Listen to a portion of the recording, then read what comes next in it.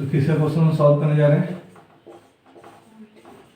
Holding company, ठीक है।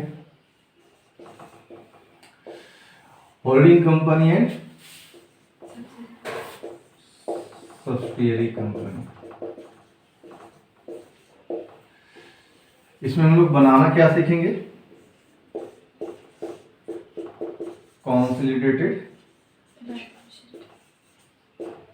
Balance sheet, ठीक है। और एग्जाम के लिए इम्पोर्टेंट भी है। और ये जो क्वेश्चन टाइप बता रहे हैं, इस टाइप का क्वेश्चन ही बनाना है आपको, ज़्यादा उससे एडवांस क्वेश्चन नहीं बनाना है, ठीक है। इसी टाइप का बाकी क्वेश्चन सेलेक्ट करके एग्जाम्पल का ही बनाइएगा सर, एग्जाम्पल से बढ़ता है, ठीक है। तो कंसोलिडेटेड बैलेंस शीट बनाएंगे। चलिए क्वेश्चन को रीड करते हैं हम लोग। क्या लिख रहा है कि the following are the summarised balance sheet of A limited and B limited. ये ना है, कौन कौन सा कंपनी है? ए लिमिटेड और बी लिमिटेड। अब सवाल है इसमें होल्डिंग कंपनी कौन है और सब्सिडियरी कंपनी कौन है, वो अभी हम डिसाइड नहीं करेंगे, क्वेश्चन पढ़ेंगे तब मालूम चलेगा। आगे लिख रहा है एज एट मार्च 31, 2016। ये जो बैलेंस शीट दिया है क्वेश्चन में, ये कब का है? 31 मार्च 2016 का है। सुन रहे हैं ना? B limited is a subsidiary company of A limited. B limited क्या है? लिख दिया है, बी लिमिटेड सब्सिडियरी कंपनी है। बी लिमिटेड जो है वो सब्सिडियरी कंपनी है। तो ये कौन हो गया? क्यों? ये होल्डिंग कंपनी क्यों है? क्या डेफिनेशन है? होल्डिंग कंपनी उसे कहते हैं जब वो किसी अदर कंपनी का शेयर खरीद लेता है। कितना शेयर? 50% या फिर मोर देन 50%। 50%, मान लो 25% खरीदता है तो फिर होल्डिंग कंपनी का दर्जा नहीं मिलेगा। 50% या उससे ऊपर जब आप किसी कंपनी का शेयर खरीद लेते हैं तो उसको बोलते हैं सब्सिडियरी, होल्डिंग कंपनी बोलते हैं। समझ में आया बात? होल्डिंग कंपनी किसे कहते हैं? जो कंपनी किसी अदर कंपनी का 50% या 50% से ज्यादा शेयर परचेज करता है, होल्डिंग कंपनी। और जिसका शेयर परचेज मतलब जो शेयर बेच रहा है अपना 50% या उससे ज्यादा शेयर बेच रहा है, उसको कहा जाता है सब्सिडियरी कंपनी, मतलब सहायक कंपनी। तो यहाँ पर ए लिमिटेड हो गया होल्डिंग कंपनी और बी लिमिटेड, फोटो गया होगा मोबाइल, देखिए व्हाट्सएप में। हाँ, तो ए और बी का बैलेंस शीट आपका दिया हुआ है। क्या क्या दिया हुआ है थोड़ा आराम से रीड करेंगे। शेयर कैपिटल दिया है, ए लिमिटेड का शेयर कैपिटल कितना है? 1,80,000। एक बात ध्यान रखना है हमेशा, ए लिमिटेड यहाँ कौन सा कंपनी है? Holding company. तो ए लिमिटेड में शेयर कैपिटल कितना दिया है, प्रॉफिट कितना दिया है, रिजर्व कितना दिया है, और भी अदर लायबिलिटीज अदर एसेट्स कितना दिया है, उसको नहीं देखना ज्यादा। आपको मेन देखना है क्या? सब्सिडियरी कंपनी का इंफॉर्मेशन देखना है। तो सब्सिडियरी कंपनी के पास शेयर कैपिटल कितना का है?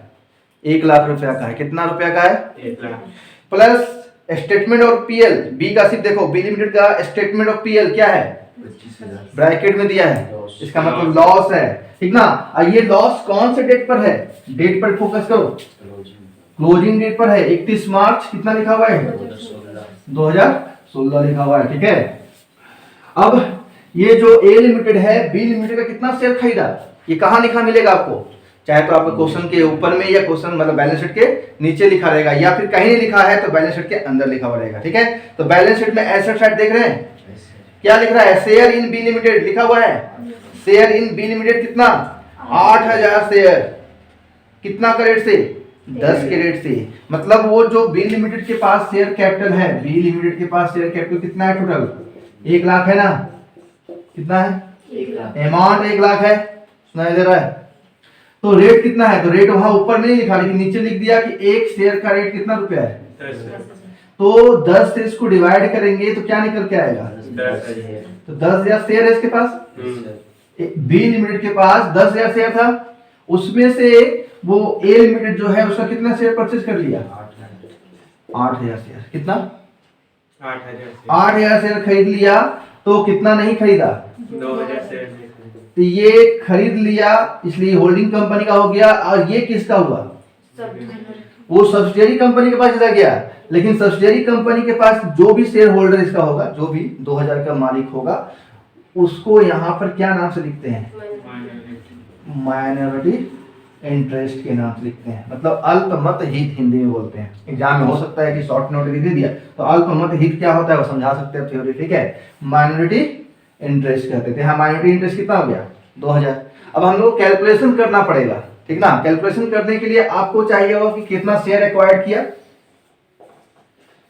ठीक ना। होल्डिंग कंपनी शेयर प्राप्त किया, रिसीव किया ना, एक्वायर्ड लिखो या रिसीव लिखो, कितना शेयर रिसीव किया या परचेज किया। चलो परचेज लिख देते हैं, share purchase by A limited ना, होल्डिंग कंपनी है। कितना शेयर खरीदा, कितना में से 8000 खरीदा, 10,000 शेयर में से, ठीक है। तो कितना हो गया 8/10, और छोटा करेंगे तो 4/5। तो ये कैलकुलेशन में शामिल होगा ना। Yes sir. मतलब कह सकते हैं ना कि बी के पास 5 शेयर था जिसमें से 4 शेयर ए ले लिया, कह सकते हैं। तो इसमें माइनॉरिटी इंटरेस्ट कितना हुआ, माइनॉरिटी इंटरेस्ट जितना नहीं खरीदा, कितना नहीं खरीदा 10,000 शेयर में से 2,000 शेयर नहीं खरीदा गया है। होल्डिंग कंपनी 2,000 शेयर नहीं खरीदा, तो माइनॉरिटी कितना हो गया, 2 से काटेंगे 1/5। आप फ्रैक्शन में लेके कैलकुलेशन कर सकते हो या परसेंट में निकाल के। यदि परसेंट में निकालना है तो यहाँ इंटू क्या कर देंगे 100। तो 5 से 100 को काटेंगे कितना बार में, 20 बार में। तो 20 चौक 80% खरीदा, ऐसे भी बना सकते हैं, बात एक ही है, ठीक है। अब आदत का यहाँ सवाल है कि आदत आपको क्या कौन सा है, ठीक ना। तो मेरा आदत तो यही है कि हम फ्रैक्शन लेके बनाते हैं, ठीक है। तो 4/5 और 1/5 ये कैलकुलेशन में शामिल होगा, ये दिखाना है आपको, ठीक है। ये सब रफ था। अब सबसे बड़ा सवाल क्या है कि कब खरीदा। सबसे बड़ा सवाल तो यहाँ यही बनता है, कब खरीदा। यदि क्लोजिंग डेट पे खरीदा तो आसान हो जाता है, ओपनिंग पे खरीदा तो भी आसान हो जाता है। यहाँ कब खरीदा है तो नीचे देखेंगे क्वेश्चन का 1 अक्टूबर। हाँ, पहले क्या लिखा है शुरू में कि the debtor of A limited include 10,000। सुन रहे हैं, एक डेटर था किसका, ए लिमिटेड का, इंक्लूड है 10,000 फ्रॉम बी लिमिटेड। किसमें शामिल है, इसका अकाउंटिंग सिखाए थे। इसका अकाउंटिंग में कुछ खास टफ है क्या, ये जो डेटर में शामिल है करना क्या आपको। जब आप सीबीएस बनाइएगा, सीबीएस मतलब कंसोलिडेटेड बैलेंस शीट, तो वहां पर लायबिलिटी साइड क्रेडिटर में भी 10,000 घटा देंगे और एसेट साइड डेटर में भी 10,000 घटा देंगे। क्योंकि ए लिमिटेड का डेटर, ए लिमिटेड के लिए जो डेटर है वो बी लिमिटेड के लिए क्या है, क्रेडिटर है, ठीक ना। इसलिए एसेट साइड भी लेस कर दो और लायबिलिटी। इसमें ज्यादा प्रॉब्लम नहीं था, पहले ही बता दिए थे, ठीक है। फिर से आज इसमें है। आगे क्या लिख रहा है, A limited acquired the share of B limited on 1 October 2015। कब एक्वायर्ड किया, डेट क्या है अक्टूबर, ठीक ना। हम यहाँ अपने लैंग्वेज में लिख रहे हैं shares acquired date, share acquired date 1 October 2000 कितना 15 है, 1 अक्टूबर 2015, ठीक है। और क्या दे रहा है आगे, when the subsidiary company had debit balance, when the मतलब इसी डेट पर सब्सिडियरी कंपनी कौन है यहाँ, बी लिमिटेड है ना। Yes sir. तो बी लिमिटेड के पास उस टाइम डेबिट बैलेंस था स्टेटमेंट ऑफ पीएल का, उस टाइम डेबिट बैलेंस था स्टेटमेंट ऑफ पीएल का, ठीक ना। स्टेटमेंट ऑफ पीएल शॉर्ट में लिखे हैं स्टेटमेंट ऑफ पीएल। कौन सा बैलेंस, डेबिट कितना 40,000। डेबिट बैलेंस का मतलब स्टेटमेंट पीएल में डेबिट बैलेंस का मतलब प्रॉफिट या लॉस होता है। डेबिट बैलेंस मतलब लॉस होता है, क्रेडिट बैलेंस मतलब प्रॉफिट। तो यहाँ लॉस है 40,000 रुपया, कौन सा डेट पे, इसी डेट पे। एरो का साइन समझ में आ रहा है, 40,000 इस डेट पर है, ठीक है। ध्यान से देखो, तो 40,000 आपका स्टेटमेंट ऑफ पीएल मतलब लॉस जो है किसका, ये है किसका, बी लिमिटेड का। किसका है, बी लिमिटेड का है। लेकिन क्लोजिंग डेट पे भी दिया हुआ, देख रहे हैं आप, स्टेटमेंट ऑफ पीएल जो आपका क्लोजिंग डेट पे कितना दिया हुआ है, 25,000 दिया हुआ है। Hello, yes sir. और भी ब्रैकेट में दिया है। इसका मतलब ये भी डेबिट बैलेंस है, ये भी क्या है, डेबिट बैलेंस। लॉस है, वो डेबिट बैलेंस लिखना होगा। लेकिन इसका डेट अलग है, क्या डेट है इसका, 31/3/2016 है, क्लोजिंग डेट पे है। तो ये ड्यूरेशन आप देख रहे हैं, ड्यूरेशन मतलब समय का अंतराल कितना है, 6 महीने का। कितना का है? 6 महीना। 6 महीने का, समझना है सिर्फ, ठीक ना? 6 महीना का है। अब 6 महीने में क्या परिवर्तन हो गया? 40,000 से कितना हो गया? 25। पहले 40,000 लॉस था, Yes। अब कितना लॉस हो गया? 25। कैसे हो गया? तो क्या हुआ होगा बीच में? बीच में प्रॉफिट। प्रॉफिट हुआ होगा। पहले 40,000 का आपके पास लॉस था और क्लोजिंग पे 6 महीने के बाद कितना बता रहा है? 25,000 का लॉस बता रहा है। इसके मतलब ये 6 महीने में आपका प्रॉफिट हुआ कि लॉस? प्रॉफिट। प्रॉफिट हुआ। कितना प्रॉफिट हुआ जिसके कारण लॉस घट गया? 15। तो करना कुछ नहीं, दोनों को लेस करना है। दोनों को क्या करना है? लेस करना है। कितना का प्रॉफिट हुआ था? 15,000 का प्रॉफिट। यहाँ लिख देते हैं, हम अलग तरीके से सिखा दे रहे हैं, इसलिए प्रॉफिट अर्न या जनरेट जो लिखना है, प्रॉफिट अर्न बाय कौन? B limited. अभी वो नहीं लिख रहे हैं, क्या लिख रहे हैं? Profit earn by B limited during 6 month. कितना? 6 महीना में। कैसे निकाले? कुछ नहीं किए। 40,000 का लॉस था और 25,000 का लॉस हो गया। लॉस घट कैसे गया? तो बीच में क्या हुआ होगा? प्रॉफिट हुआ। 15,000 का क्या हुआ होगा?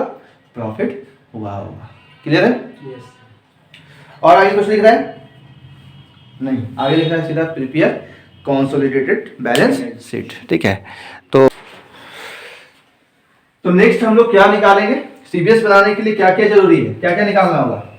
Capital reserve. आपको पता लगाना होगा कि कैपिटल रिजर्व आने वाला है या गुडविल। अब इस पर हम लंबा लेक्चर तो नहीं देंगे, जैसे पहला क्लास में कैपिटल रिजर्व क्यों निकलता है, गुडविल क्यों निकलता है, इतना आप लोग पढ़ चुके हैं। ठीक है, फिर वैल्यू ऑफ माइनॉरिटी इंटरेस्ट और क्या?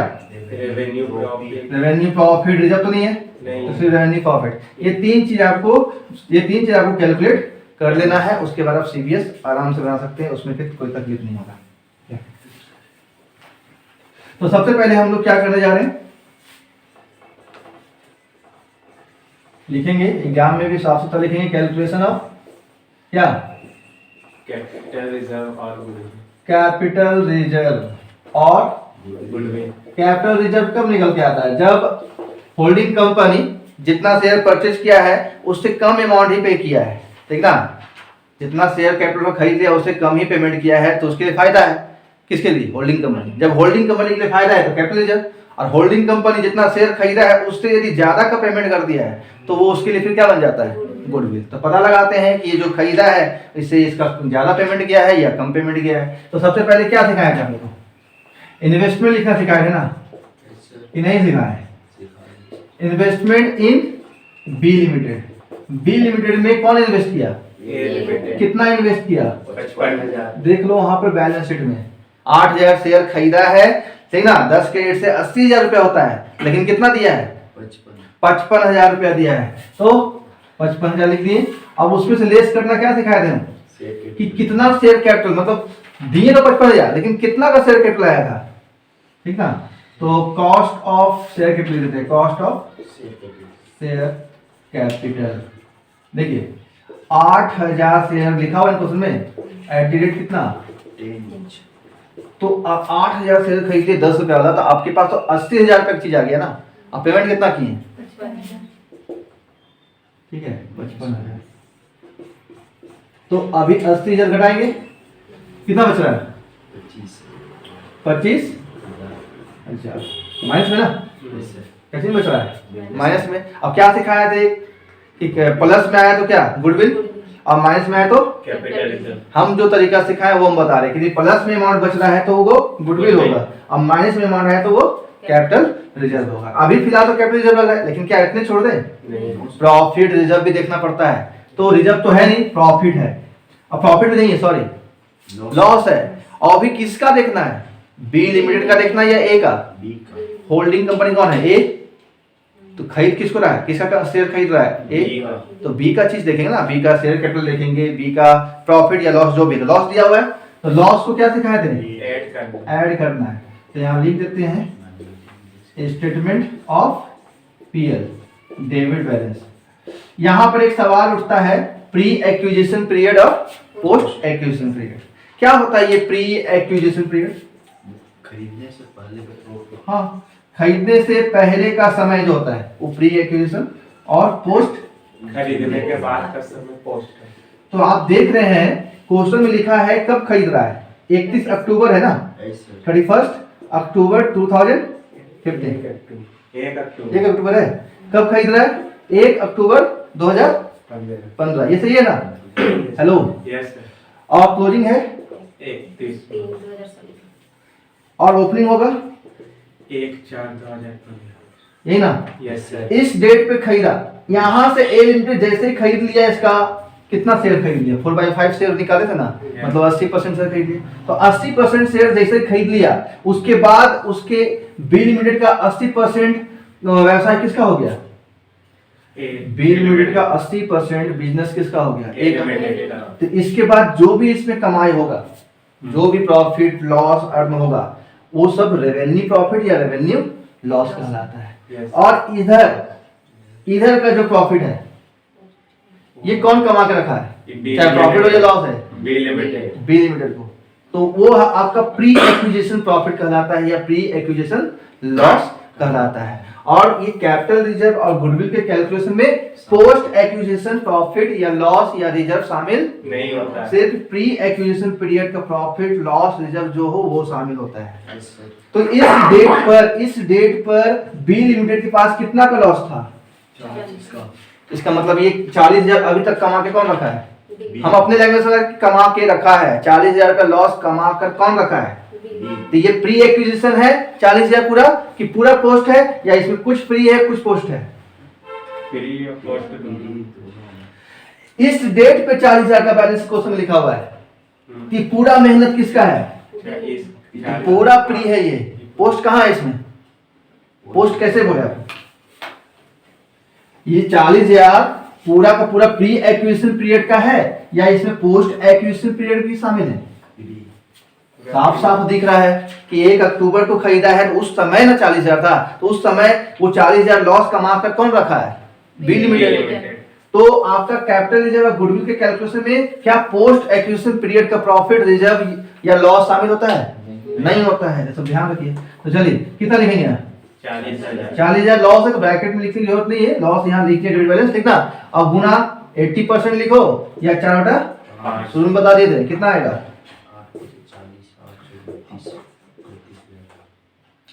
40 ना, तो कितना आया? 8,000। 8 से करेंगे गुना 4 तो कितना हो जाएगा? 8 चौक 32। ये तो ऐड ना कर रहे हैं लोग, तो ऐड लिखे, ठीक है? तो ब्रैकेट की किसको? 32 को क्यों क्या ऐड कर रहे तो फिर ब्रैकेट यहाँ क्या है? ऐड ना कर रहा है तो 25 में 32 गया, प्लस माइनस ना हो गया, या माइनस या प्लस? प्लस तो 7,000 प्लस में ना आया, यस अब प्लस में आया तो क्या आया?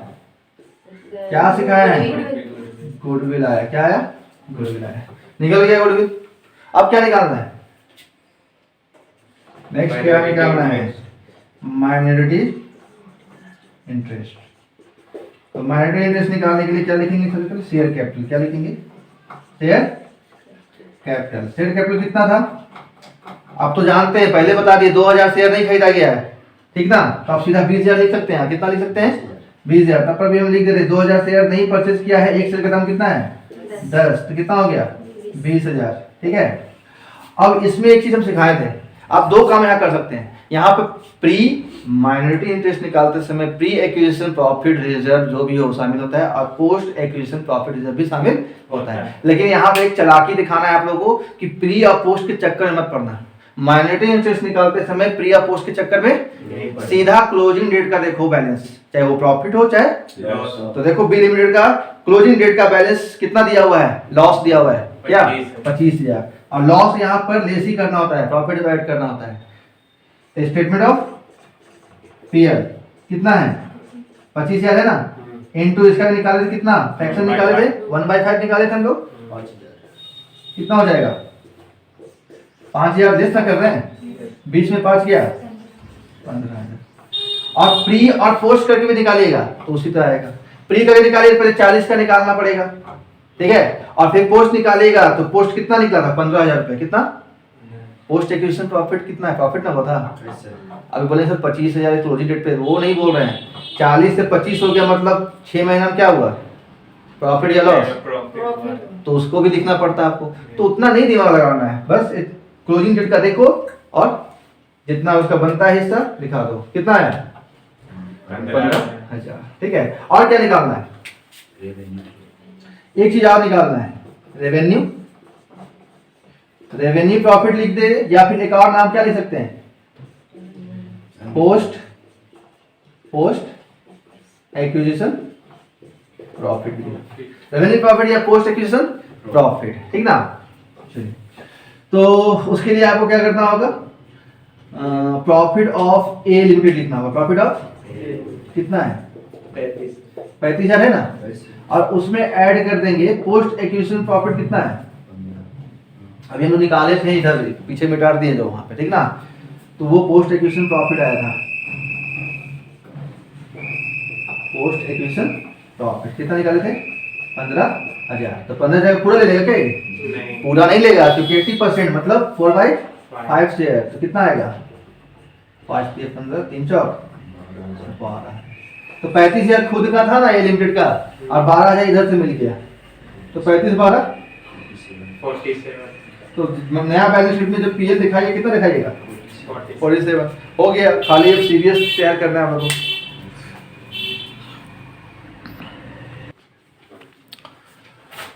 तो हम लोग प्रिपेयर क्या कर रहे हैं? CBS फुल फॉर्म क्या होता है? कंसोलिडेटेड बैलेंस शीट, हिंदी में समेकित आर्थिक चिट्ठा। समेकित आर्थिक चिट्ठा या फिर मिश्रित आर्थिक चिट्ठा भी कहा जाता है। ठीक है, चलिए ध्यान देंगे। सबसे पहले एक तरह से बैलेंस शीट है कंसोलिडेटेड को, ठीक ना। भूल जाओ, खाली बैलेंस शीट फोकस करो। क्या? Equity and liabilities. Equity and liabilities लिखते हैं हेडिंग में। उसके बाद क्या हेडिंग देते हैं?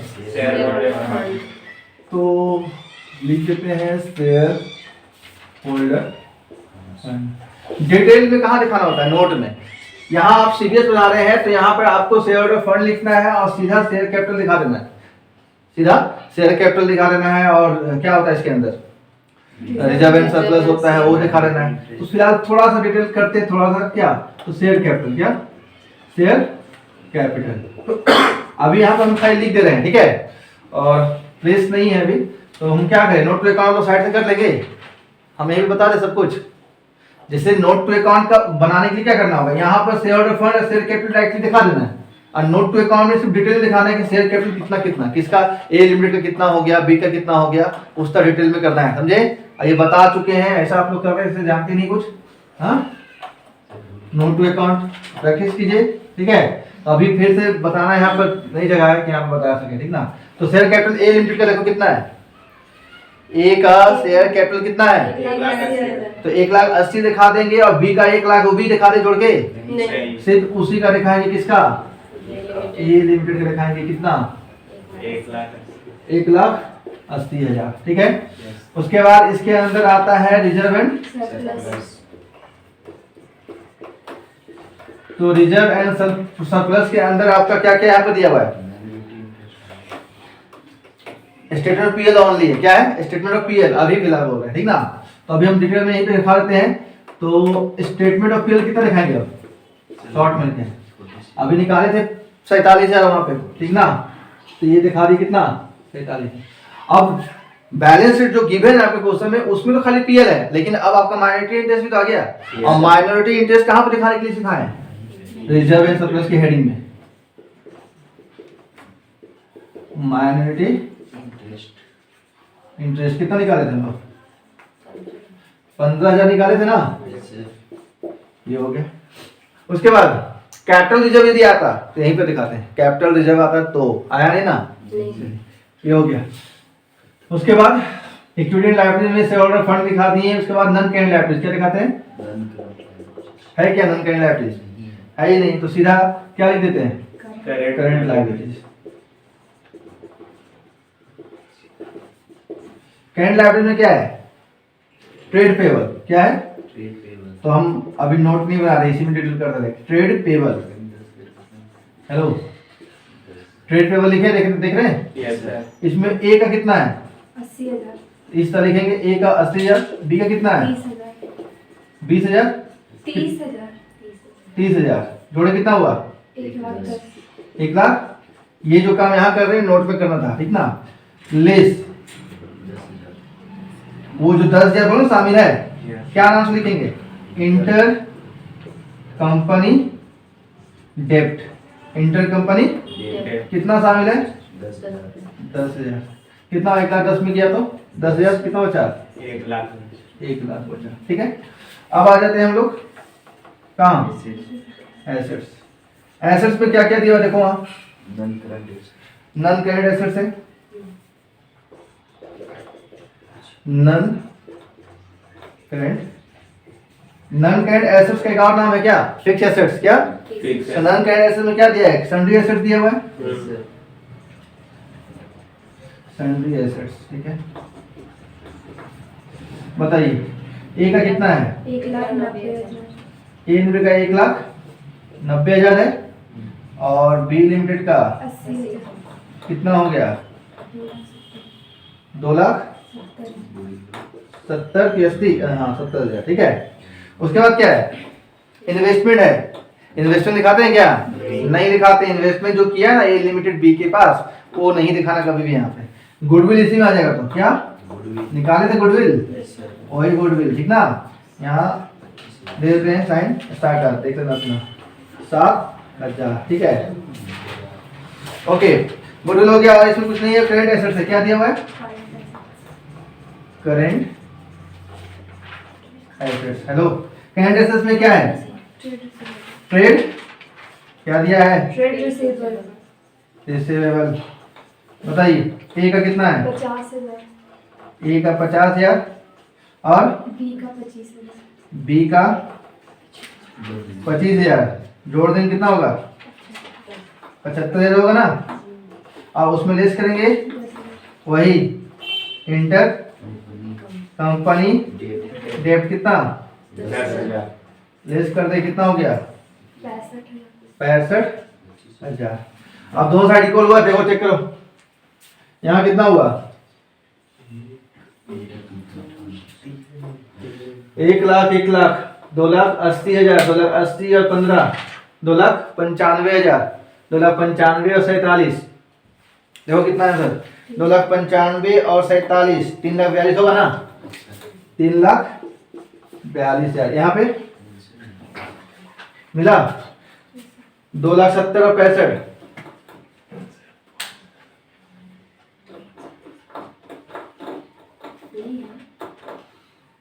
कितना है? 2,70,000 दिखा दिए हैं, 7 दिखा दिए हैं और 65 दिखा दिए, वही तो है। जोड़ेंगे कितना आएगा? 70 60 कितना? यहाँ गलती जोड़े क्या? सब सही है। 1,80,000 है, 47 है, 15 है और 1,00,000 है, सही है। यहाँ कुछ छूटा क्या? 1,90,000 आ जाएगा। 70 और 7 कितना हो गया? 77 77 और 5 82 82 और 60, हाँ आ जाएगा 3,42,000, ठीक है। तो ये था आपका होल्डिंग कंपनी का एक इंपॉर्टेंट क्वेश्चन, ठीक है। इसी टाइप का क्वेश्चन को सॉल्व करना है, ज्यादा आगे लेंदी क्वेश्चन नहीं सॉल्व करना है, तो कर लीजिएगा। हाँ इसी टाइप